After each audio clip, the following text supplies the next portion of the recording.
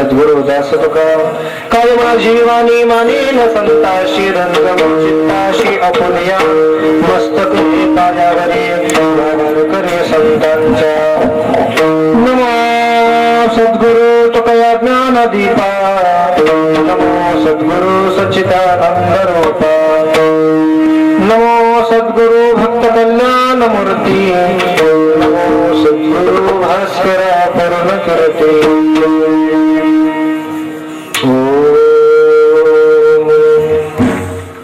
यंतः प्रविशमवाच मिमां प्रसक्ता संजीवयत्य किल शक्तिधरस्य धामना अन्यां शास्त्रचरणात् श्रवणत्वगाजन् प्राणान् नमो भगवते पुरुषाय तुभ्यं विठाल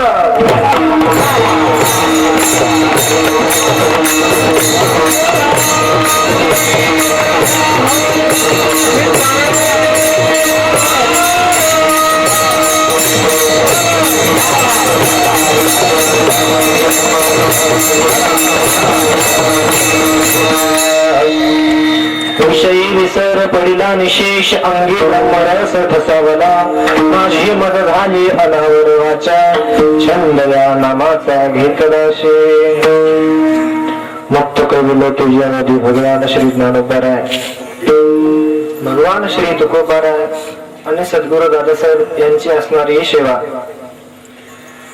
एवढं चांगलं म्हणणं आणि एवढं चांगलं वाजवणं झाल्यानंतर बोलण्याला तसं काय अर्थ राहिला नाही विठ्ठल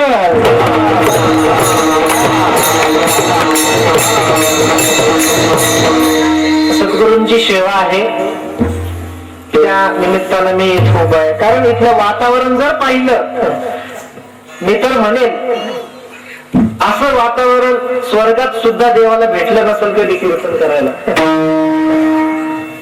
एवढे चांगले म्हणणारे त्याचप्रमाणे आमचे हरिविजय महाराज सारखे वाजवणारे गणेश महाराजांसारखे वाजवणारे त्यांनी कदाचित मला ओळखलं नसेल कारण लहान माणसाला कदाचित कोण ओळखत नाही बरोबर आहे की आणि जो मोठा असतो त्याला सगळेच लोक ओळखतात मी त्यांना कायम आनंदित पाहिले एवढंच नाही मोठ्या मोठ्यांच्या कीर्तनात वाजवताना पाहिले मी तर माझं भाग्य समजतो त्याचप्रमाणे आमचे परमपूज्य शारंगर महाराज यांनी फोन केला मी माझं भाग्य समजतो तुमच्या सर्वांचं दर्शन मला लाभलं त्याचप्रमाणे आमचे देवकर माऊली त्यांचंही मला दर्शन भेटलं त्याचप्रमाणे रामायणाचार्य गुरुवर्य विष्णू महाराज यांचं इथं रामायण चालू आहे तुम्ही दररोज श्रवण करता ह्याच्यापेक्षा मी काय सांगणार आहे तुमचा जास्त वेळ अजिबात घेणार नाही अगदी 10:30ला सगळं संपवणार आहे फक्त सगळ्यांना कळकळीची एकच विनंती आहे की ज्या वेळेस भगवान परमात्म्याचं चिंतन होईल त्यावेळेस मुखाने देवाचं काय करा बोला ना काय मी काय परीक्षा घ्यायला उभं नाही ज्या करता आलो त्या करता जर ते केलं नाही तर आल्याचं सार्थक होत नाही विठाल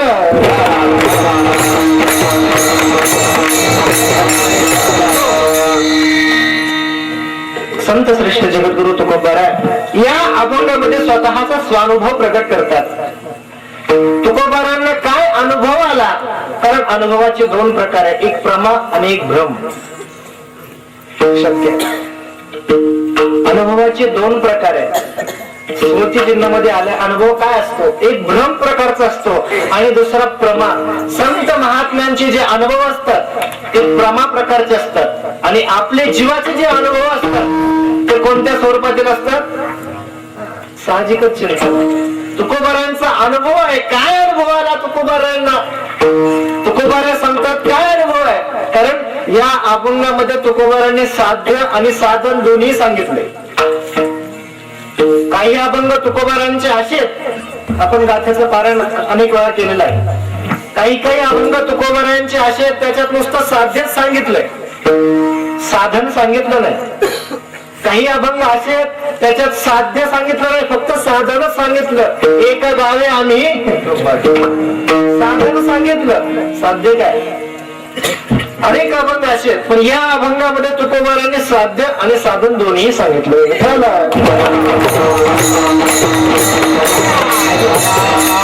काय आहे? सरळ सरळ तुकोबारांचं चिंतन आहे. मला कशाचा विसर पडलाय? विषयी विसर पडिला विशेष अंगी ब्रह्मरस नसावला. मला विषयाचा विसर पडला. कोणाला कधी विषयाचा विसर पडतो का? पडेल का सांगा? विसर कदाचित जाणीव होईल, पण विसर पडत नाही. विसर पडणं अशक्य आहे. काय आहे? थोडं प्रासंगिक चिंतन आहे. या संदर्भामध्ये खांदारकर माऊलींनी एक कथा टाकली. काय झालं म्हणे, दुपारची वेळ 10-12चा टायमिंग, आणि तुकोबार आपल्या घरासमोर तुळशीच्या ओट्यावर भजन करत होते. भजन तुकोबारांचं चालू आहे. रामकृष्ण हरी जय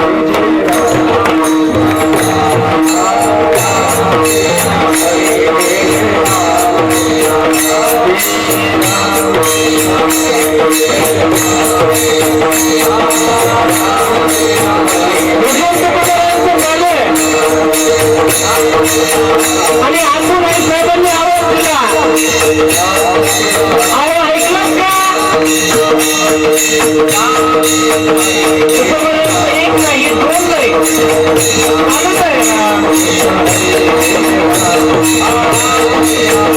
दुसऱ्यांदा आवाज आला. अहो मी काय म्हणते ऐकलं का? तरीही नाही. त्याची अवस्था चिंतन झाले. पुन्हाही भजन देत झाले. दुसऱ्यांदा आवाज दिला.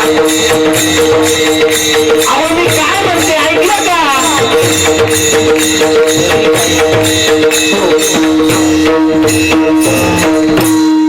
तीन वेळा आवाज दिला घरातून, पण एकदाही प्रत्युत्तर आलं नाही. राग आला. साहजिकच आहे. आपल्या माणसानं जर आपलं ऐकलं नाही तर काय येतो आपल्याला? राग येतो. आई साहेब बाहेर आल्यावर मी काय म्हणते? अहो ज्याची अवस्थाच काय झाली आहे, विषय तो त्यांचा झाला नारायण.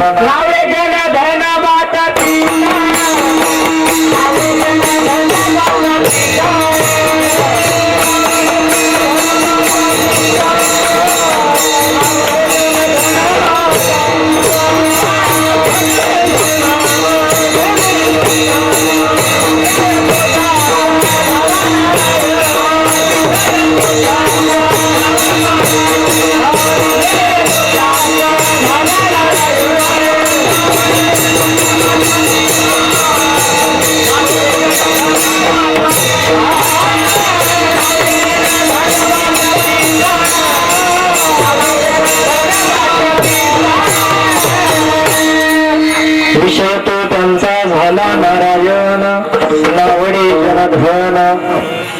काय आवडणार आहे? ज्याचा विषयच नारायण झालाय त्याला काय माता पिता बंधू भगिनी पत्नी काय काहीच नाही, कशाचीच आवड नाही.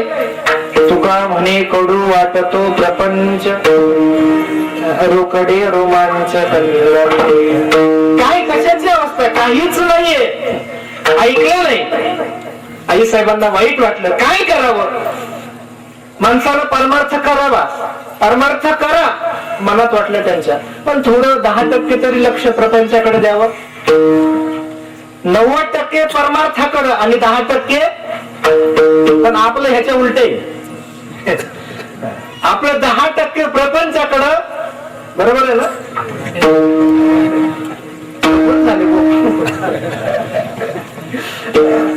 आपली अवस्था आहे.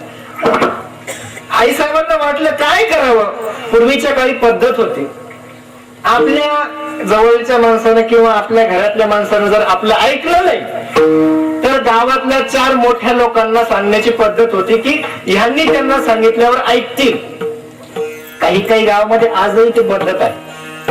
आई साहेब गेल्या 4 चौघांकडे गावात प्रतिष्ठित व्यक्ती होती.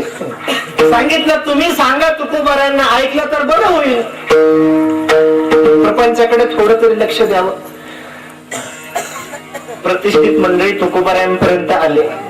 ते महात्मे काय अंतर्ज्ञानी, मुक्ताचे देह तैशे, हले चाले संस्कार विषय तयार, ते लोक पिशे करता म्हणते चिंता नाही. तुकोबारायांचं दर्शन घेतलं, श्री संताची माथा चरणावरी साष्टांग हे करी. तुकोबारायांचं भजन आपलं चालू होतं. दर्शन घेतलं, तुकोबारायांना वाटलं हा विषय जर आपण इथं थांबवला तर आपल्याला सुखानं भजन करता येईल, जर नाही थांबवला तर पुन्हा परत हे विक्षेप आहे. तुकोबारांनी डोळे उघडले आणि बघितलं 4 जण आलेत. काय बाबा, काय यानं केलं, काय करायलाय? एकाने तुकोबारांचं पुन्हा दर्शन घेतलं आणि विचारलं, तुकोबाराय आमची सर्वांची एक विनंती आहे, ऐकाल का? तुकोबारांनी सांगितलं, मला सहन होण्याजोगती असेल तर ऐके. सांगितलं, तुकोबाराय आमचं सर्वांचं म्हणणं असं आहे की तुम्ही परमार्थ करा. तुमच्या परमार्थाच्या आड आम्ही येणार. तुमचं म्हणणं काय आहे नेमकं? आमचं म्हणणं एवढंच आहे तुकोबाराय, 10% तरी लक्ष प्रपंचाकडे द्या. तर तुकोबाराय महात्मे महाराज तुकोबारायांनी सांगितलं, ठीक आहे मी तुमचं जे काही म्हणणं आहे ते मान्य करायला तयार आहे, पण ह्याच्यात माझी एक अट आहे. तुमचं म्हणणं मान्य करायला तयार आहे, पण ह्याच्यात माझी एक अट आहे. त्या साधकाने विचारलं, त्या मनुष्याने विचारलं, काय तुकोबाराय, काय अट आहे तुमची? तुकोबारांनी सांगितलं, माझी पहिली अट अशी आहे, मी तुम्हाला एक प्रश्न विचारणार आहे. विचारा तुकोबाराय. तुकोबारांनी विचारलं, तुम्ही म्हणता 10% लक्ष तरी प्रपंचाकडे द्या, बरोबर आहे? म्हणे हो बरोबर आहे. 90% परमार्थ करू? म्हणे हो. मला सांगा, मी तुमचं सगळं म्हणणं ऐकायला तयार आहे, पण मला सांगा ज्या प्रपंचामध्ये तुम्ही राहता त्या प्रपंचामध्ये कुठपर्यंत तुम्हाला सुख मिळाले? पहिला प्रश्न विचारला, ज्या प्रपंचामध्ये तुम्ही रात्रंदिवस कष्ट करता, हाडाचे काढे करता, रक्ताचं पाणी करता, जन्माला आल्यापासून तर मरेपर्यंत प्रत्येक जीवाचं साध्य फक्त एकच आहे, काय? सुख मिळावं. विचारला प्रश्न तुकोबारांनी. त्याला काय उत्तर द्यावं महाराज त्याने? काय जाऊ द्या, तुकोबारांचं सोडा. मी तुम्हा सर्वांना बसणाऱ्यांपैकी, उभं राहणाऱ्यांपैकी सगळ्यांना जाहीर आव्हान करतो, आपल्यापैकी सुखी कोण आहे? वर हात करा बरं. आधी कीर्तन करा सकट. होतोय का? एकाच नाही महाराज. पारमार्थिक अनुभवाबद्दल मी बोलत नाहीये, एक लक्षात घ्या. आपला विषय काय चालू आहे? प्रापंचिक. आहे का सुखी आपण? अपेक्षा प्रत्येकाला आहे. कुणाला अपेक्षा नाही याच्यात सुख मिळावं नाही म्हणून आपल्याला सुख नकोच असं कुणाला वाटतं का? प्रत्येकालाच वाटतं सुख मला पाहिजे. तुकोबारांची भाषा आहे, सर्व सुखाची आशा जन्म गेला,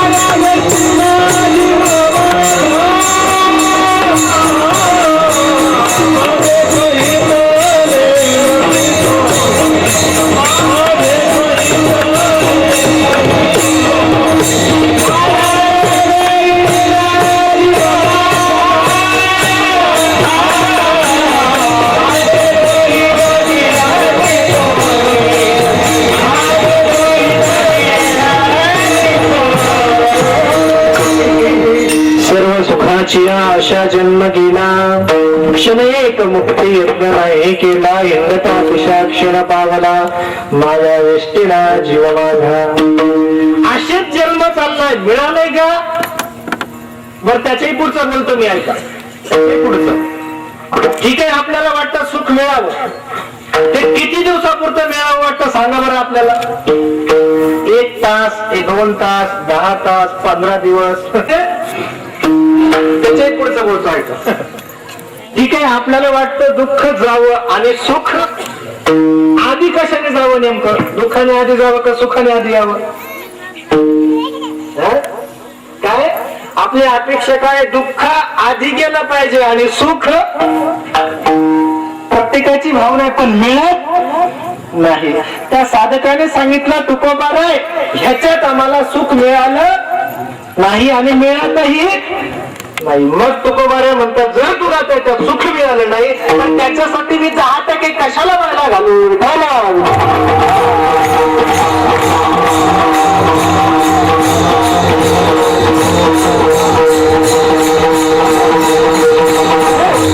मिळालं नाही, सुख मिळत नाही. काय मिळत नाही त्याचं उत्तर देऊ जातो. विषय निघाला, आपल्याला प्रपंचामध्ये सुख मिळत नाही, बरोबर आहे. काय मिळत नाही याचा विचार आपण कधीच केला नाही. काय सुख मिळत नाही, बरोबर आहे, सगळ्यांची भूमिका हीच आहे, मिळत नाही. पण काय मिळत नाही त्याचं उत्तर आहे, लक्षात ठेवा. सुख म्हणजे काय हेच आपल्याला आजपर्यंत कळलेलं नाही. का कुणाला कळालं?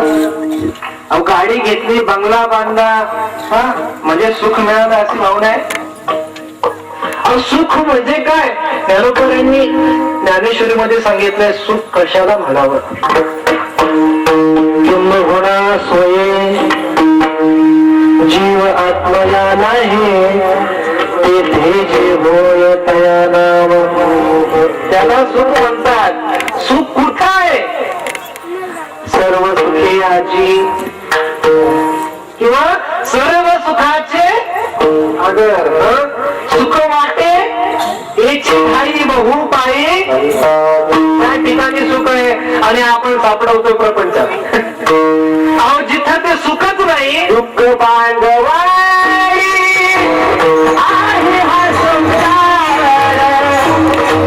दुःख बांधवाई आहे हा संसार, दुःख बांधवाई आहे हा संसार, दुःख बांधवाई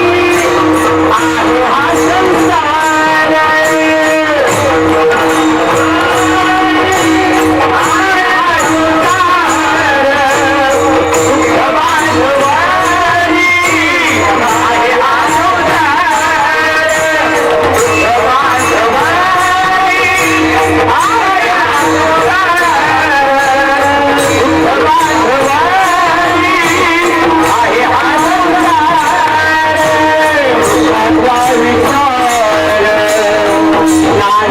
हा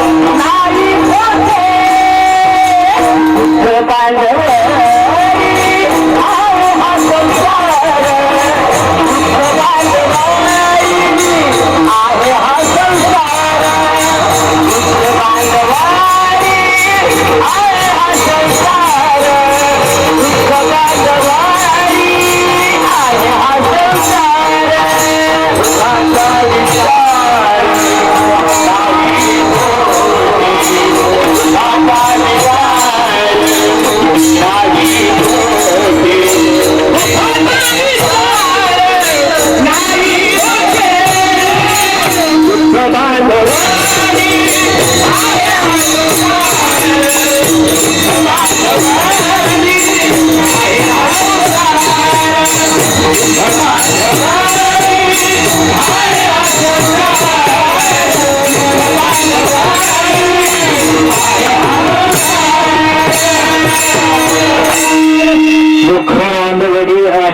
संसार सुखाचा विचार, त्या ठिकाणी सुख नाहीये आणि आपण सापडवतो तिथं.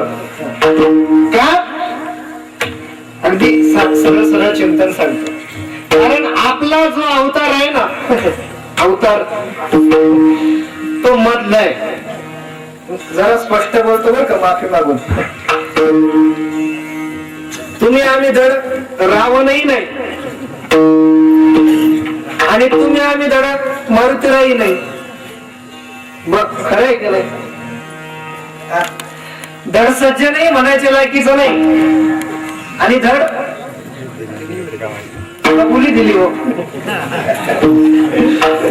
बरोबर आहे की मधला अवतार आहे आपला. काय आहे नाही. त्यावेळेस सुख म्हणजे काय, सुख कशाला म्हणावं हे आपल्याला कळत नाही. मग त्या साधकाला विचारलं, तुकोबारा आहे का हो? तुम्ही म्हणता आम्हाला सुख नाही, परमार्थात तुम्हाला तरी मिळालंय का? आणि आम्हाला का मिळत नाही? तुम्हाला सुख मिळालं का आणि आम्हाला का मिळत नाही? काय कारण आहे? तुकोबारांनी सरळ सांगितलं, बाबा सरळ कारण आहे. काय कारण आहे? तुम्ही कुठे गुंतलेला आहात आणि मी कुठे? तुकोबारांची अवस्था तुकोबारा सांगतात की बाबा मी सुखीच आहे. आनंदाचे डोही, आनंद तरंग, सुखाचे व्यवहारी आनंद कोंडला किती प्रमाण आहे. तुकोबारा सांगतात मी सुखीच आहे, आनंदीच आहे. प्रत्यक्ष पुरावे आहे. तुम्ही का नाही? तर त्याचं उत्तर तुकोबारा सांगतात की बाबा तुम्ही सुखी का नाही, त्याचं उत्तर आहे तुम्ही कुठं गुंतलेला आहात? एकच ठिकाणी. विषयोढी भुनले जीवा,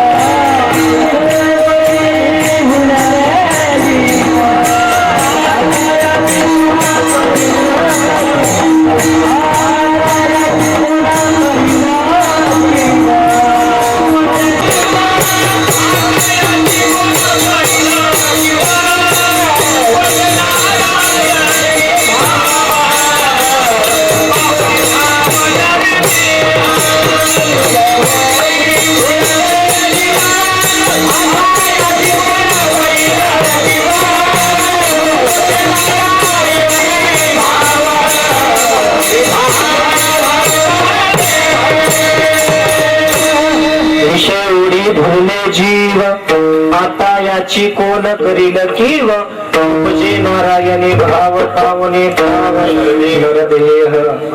तुकोबारा सांगतात की बाबा तुम्ही या ठिकाणी गुंतलेला आहात. त्या साधकाने सांगितलं ठीक आहे तुकोबारा, तुमचं म्हणणं आहे विषयाच्या ठिकाणी आम्ही गुंतलेलो आहोत. शब्द स्पर्श रूप रस, ठीक आहे, पंच विषयात आम्ही गुंतलेलो आहोत समजा. दुसरं म्हणाला तुकोबारा आहे तुमचं म्हणणं आम्हाला कळलं, आम्ही विषयामध्ये गुंतलेलो आहोत, बरोबर आहे. पण या विषयापासून बाजूला होण्याचं काहीतरी साधन असेलच की नाही? ज्या ठिकाणी प्रश्न असतो त्या ठिकाणी उत्तर. ठीक आहे, तुमच्या म्हणण्याप्रमाणे आम्ही विषयात गुंतलो, बरोबर. पण या विषयापासून जर बाजूला राहायचं असेल तर काहीतरी साधन तरी सांगा. काय साधन आहे? तुकोबारा म्हणाले साधन आहे. ज्या ठिकाणी साध्य असतं त्या ठिकाणी साधनाची उत्पत्ती असतेच. परमार्थामध्ये जसं साधन नाम आहे, साध्य परमात्मा आहे, तसं या ठिकाणी सुद्धा साधन आहे. साधकाने विचारलं काय साधन आहे, काय साधन आहे? तुकोबाराने सांगितलं एक साधन आहे. त्याने विचारलं सांगा ना काय साधन आहे? नाही हे काय? अहो सांगा ना काय साधन आहे? तुकोबाराने सांगितलं त्याला फक्त एकच साधन आहे, त्याचं नाव आहे वैराग्य. विठ्ठल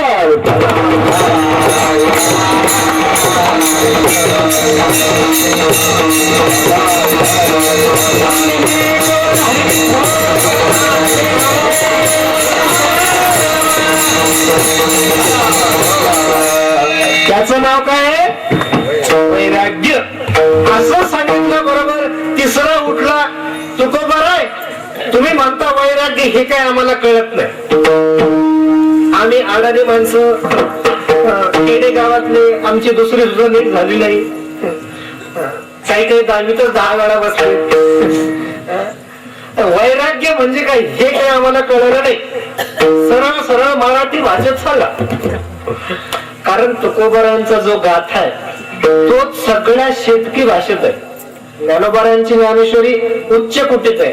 तुकोबारायांनी सहज काही काही लोकांना सहज काही काही अभंग पहा तुकोबारायांनी सहज समजतात की नाही. एक गावी आम्ही लगेच कळतो. सुंदर ते ध्यान कळत की नाही. आणि काही काही ज्ञानोबारायांचे अभंग पहा बरं कळतात कसं सहज. काय बाबा काय वैराग्य म्हणजे काय असतं. तुकोबाराने सांगितलं वैराग्य बाबा कुठेही पण मिळत नसतं. वैराग्य म्हणजे काय, विषयापासून जर बाजूला व्हायचं असेल तर त्याचं साधन फक्त एकच आहे. त्याचं नाव काय आहे, वैराग्य. मी फक्त विषय आणि वैराग्य एवढंच सांगतो आणि सेवा संपवतो. काय विषयापासून बाजूला होण्याचं साधन आहे वैराग्य. त्याच्या आधी आपल्याला विषय म्हणजे काय हे समजून घ्यावं लागेल. त्यानंतर वैराग्य म्हणजे काय कळतं. विषय म्हणजे काय असतं. विषयाची व्याख्या शास्त्रकारांनी केली. विशेषणं शृणोति इति विशेषः. सरळ सरळ मराठीत सांगतो. जे आपल्याला विशिष्ट रूपाने बांधून टाकतात त्याला काय म्हणतात. सरळ पुन्हा एकदा सांगतो, नीट लक्षात घ्या, घरी जाऊन पाठ करा.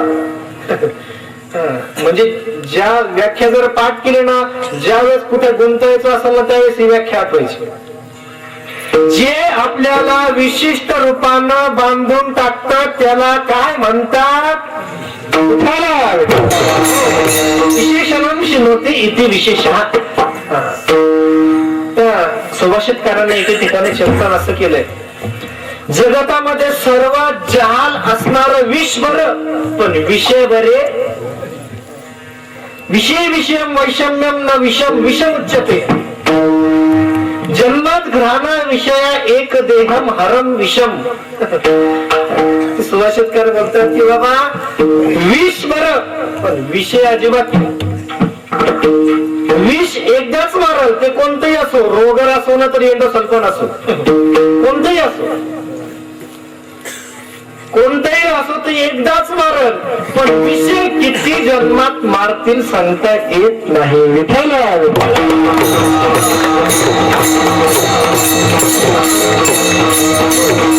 किती जन्मात मारतील सांगता येत नाही.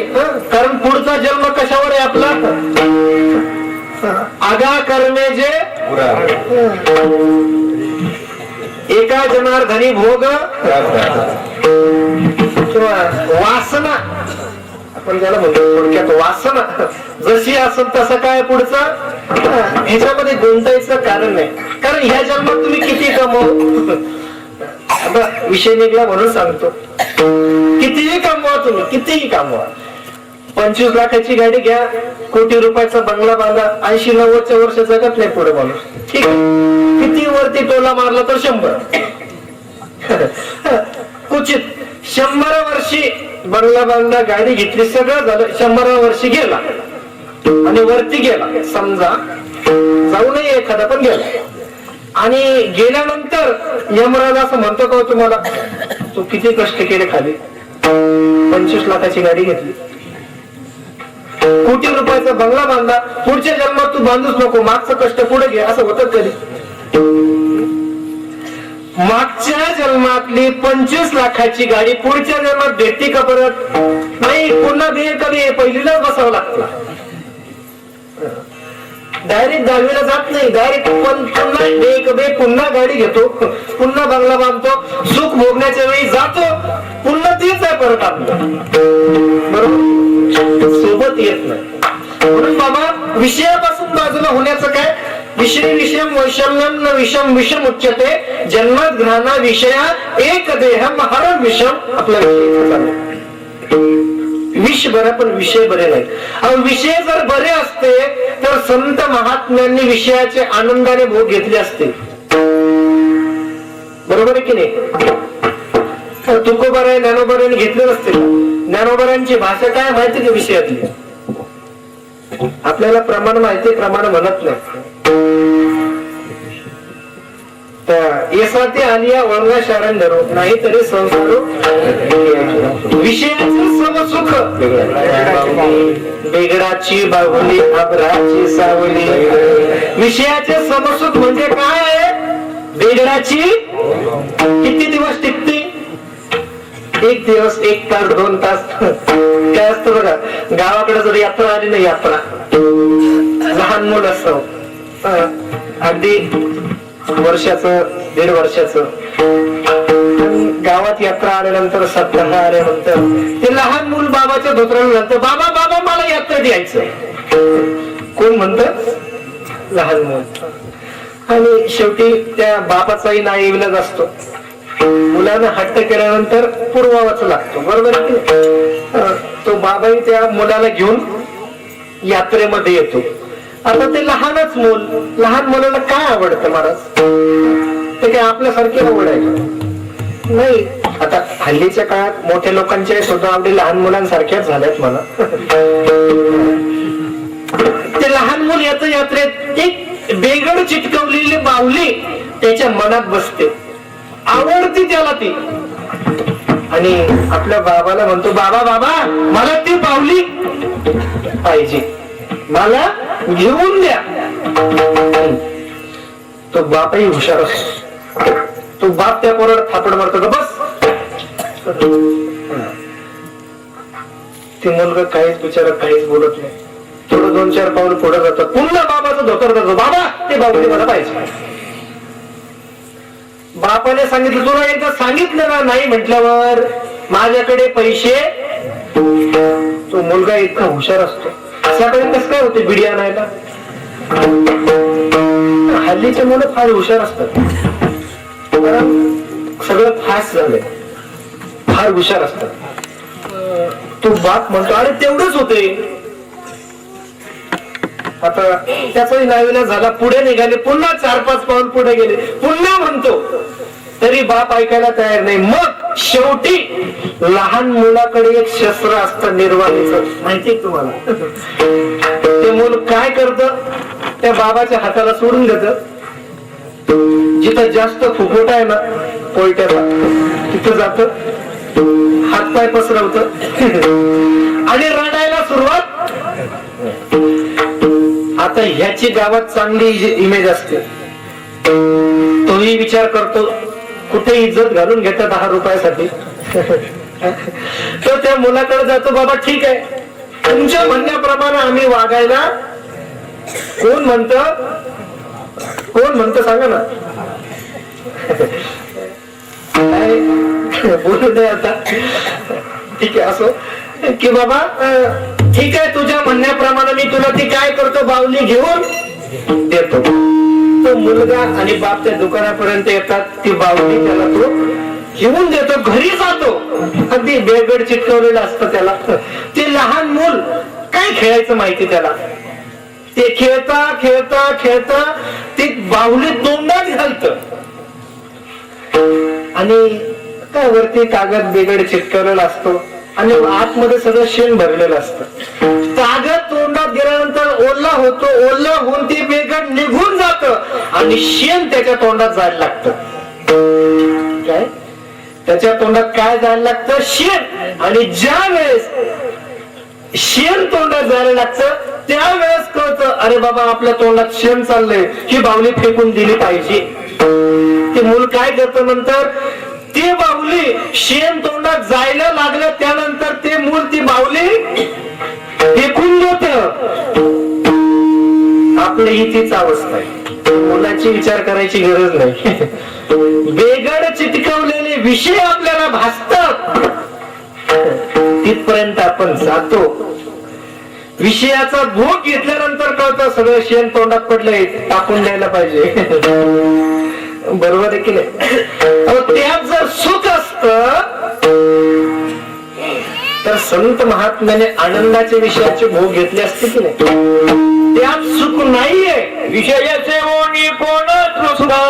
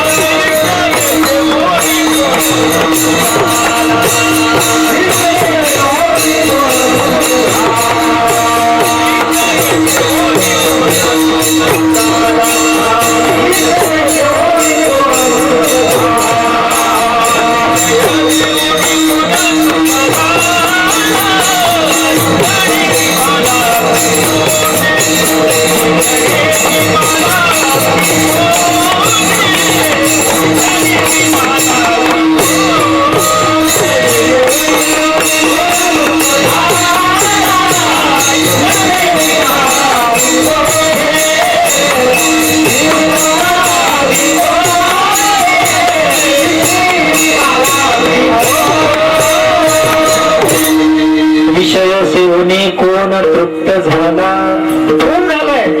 कोणच नाही बाबा. म्हणून त्या ठिकाणी सुख नाहीये, आनंद नाहीये. मग काय त्याच्या पुढचं साधन आहे? त्याच्यापासून जर बाजूला व्हायचं असेल तर त्याचं साधन एकच आहे, ते फक्त वैराग्य. काय आहे? वैराग्य. पण त्या साधकाने विचारलं, तुकोबार आहे का? हो. वैराग्य तर कुठे मिळतं होतं तुकोबार? हल्लीच्या काळात बाजारामध्ये कोणी वैराग्य होत, बरोबर आहे की? कुठं मिळतं? तर तुमच्या आमच्याकडे सुद्धा वैराग्य आहे, नाही अशातला भाग नाही. तुमच्या माझ्याकडे सुद्धा वैराग्य आहे, मी सिद्ध करून देतो. तुम्ही नाही म्हणाल तरी मी सिद्ध करून देतो. आहे का नाही खरं सांगा. अहो, जर आपल्याकडे वैराग्य नसतं तर घरदार सोडून कीर्तनाला आलो असतो का? आहे का नाही? जर वैराग्य असताना पुन्हा मिळवायची काय गरज आहे? अहो, घरदार सोडून कीर्तनाला आलोच नसतो. कुठेतरी वैराग्य आहे की नाही? जाऊ दे, मी त्याच्याही पुढचं बोलतो. त्याच्याही पुढचं समजा बोलतोय, नीट लक्षात ठेवा. समजा या ठिकाणी एखादा जर लाडूचा बॉक्स घेऊन आला, बर का, एखादा जर मनुष्य लाडूचा बॉक्स घेऊन आला आणि जर तुम्हाला म्हंटल, अहो लाडू घेता का बाबा? तुम्ही घेणार आहे का? तुम्ही काय म्हणणार? माफ करा, कीर्तनात लाडू खाऊ. लाडू जर घेऊन आला आणि तुम्हाला जर म्हटला तो लाडू घेता का, तुम्ही काय म्हणणार? नाही बाबा, कीर्तनात लाडू खाऊ नये. कीर्तनाच्या मर्यादेचा भंग होतो. कीर्तनात लाडू खाऊ नये. एक वेळ तंबाखू खाल्ली तर